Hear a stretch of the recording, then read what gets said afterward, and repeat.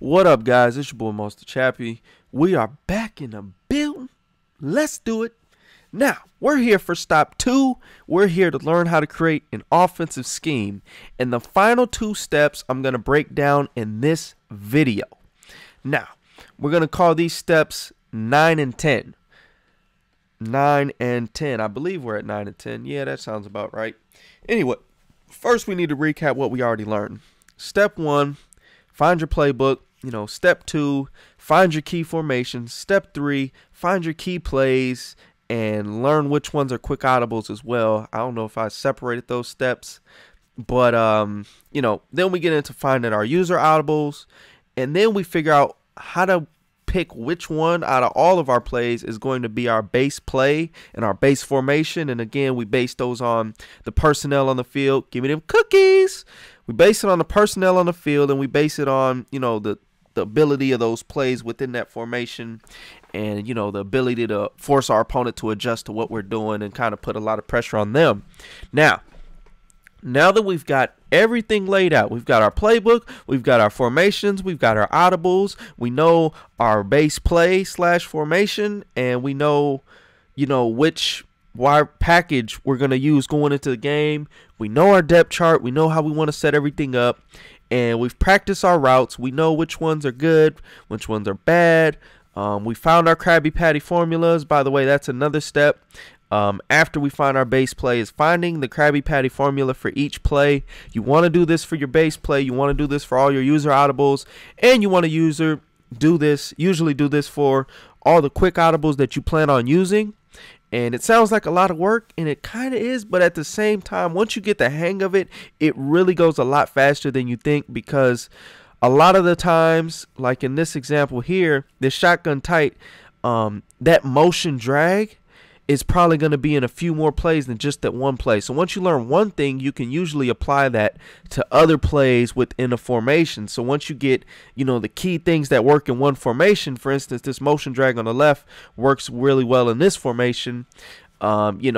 A motion streak might work in another formation, or a wheel route might work in another formation, or maybe a delay or something. Whatever it is, once you figure it out for that formation, you can apply that concept to different plays within the formation, so you have different routes, different route combos, different setups, different parts you're attacking the field, things like that established. So, again, once you get the hang of it, it gets quicker and quicker. The more you learn, the more you know.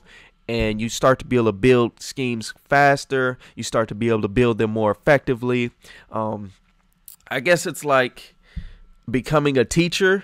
You learn how to build your schedule. You learn how to, build your class, what things you're going to do on a daily basis or a weekly basis more quickly the more you do it. And you learn how to, I guess, as you specialize, you get more efficient. Basic concept of economics, becoming more efficient and things like that. But that's all you're becoming. You're becoming more efficient, and you're becoming more effective. And in the end, that leads to you building schemes faster, building them better, and having better schemes overall. And, you get better and better at it.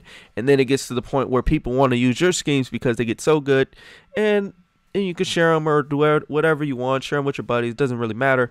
Nonetheless, let's get to the final points. Final 9, chapter 9, chapter 10, part 9, part 10, whatever you want to call it, of building our scheme. So now we've got all the goodies. We've got our whole scheme set up, and we've got all our Krabby Patty formulas from labbing. Now the next step is lab games. That's step 9. Practice games is step 10, and I guess you could say 11 is playing real games. I don't want to do that. Let's just call step 9 lab games and practice games, and step 10 playing real games. Now, the difference between a lab game and a practice game is this much. This is a practice game for me, basically. This is the division round of the playoffs in an online franchise, but this is a guy I knew I was a little bit better than, so, I figured why not try this out on him.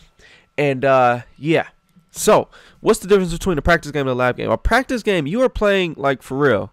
Like you might not milk the clock, you might not, do certain things that you would do if you're playing for money or something, but for the most part, you're playing for real, for real.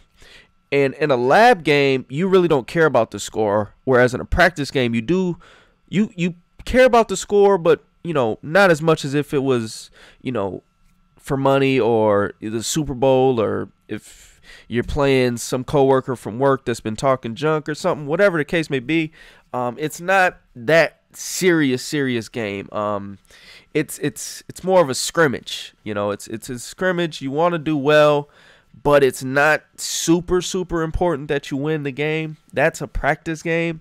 And a lab game, you may want to practice your working on your Krabby Patty formulas a little bit more, maybe refining them, retweaking them. You can also see which things work against users, because you can never really account for a user defender in practice mode, which is another great reason why it's good to have buddies that are, play the game and you can practice with them.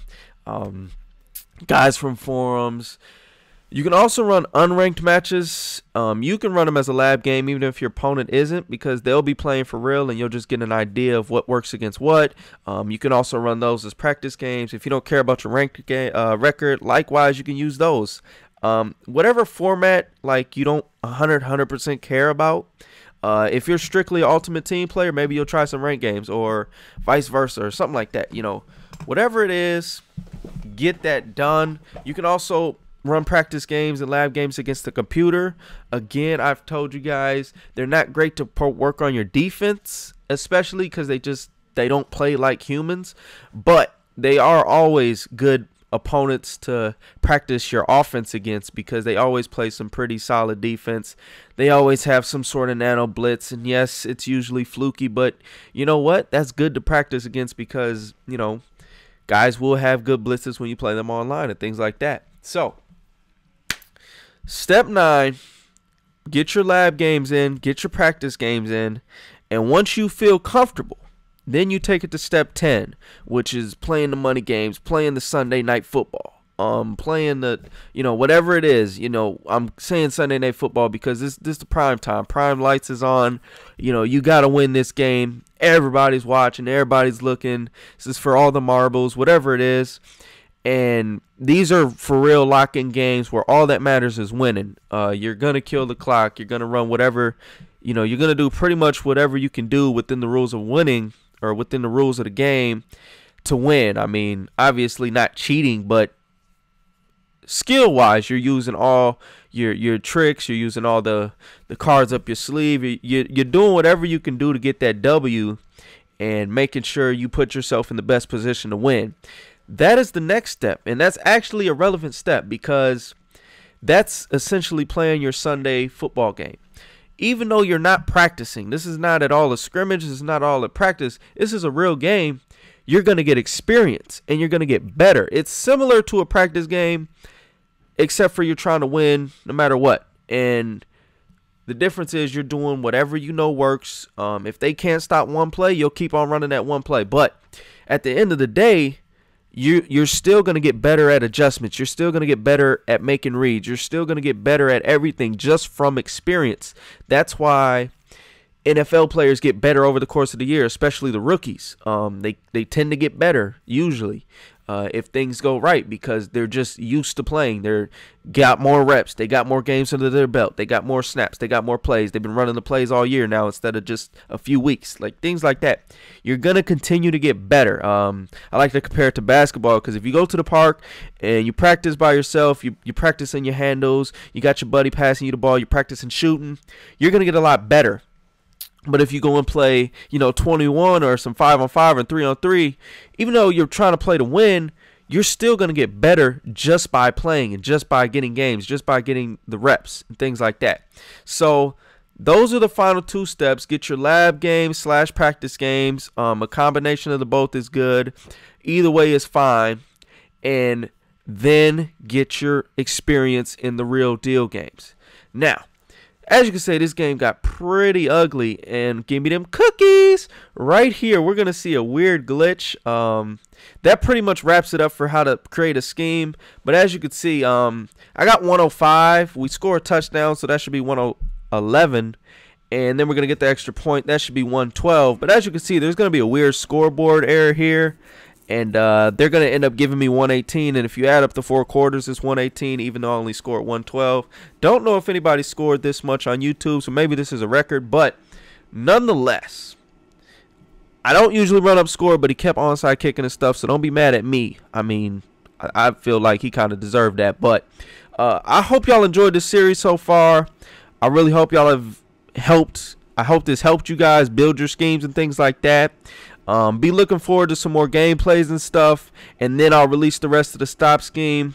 And yeah, man, thanks for watching. Till the next time, we gone.